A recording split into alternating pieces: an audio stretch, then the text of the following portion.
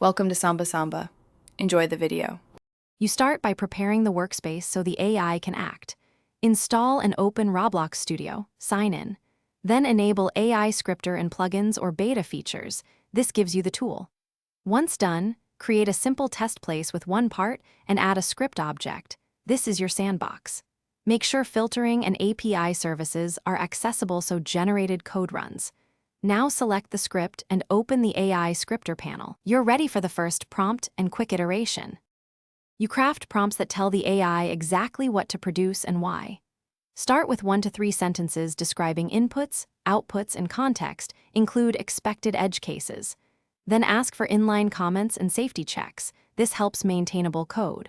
Once the AI returns a script, paste it into your script object and run play solo to test. If errors occur, capture stack traces and iterate. Refine the prompt, request clearer variable names, or ask the AI to optimize for performance. You finish by refactoring and validating the AI output so it fits production standards.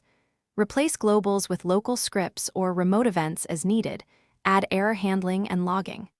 Then test under realistic conditions, multiple clients and server latency, so you catch sync problems. If something breaks, isolate the failing lines, enable version history, and roll back if necessary. One key troubleshooting tip. When behavior differs between Play Solo and live servers, check remote event use.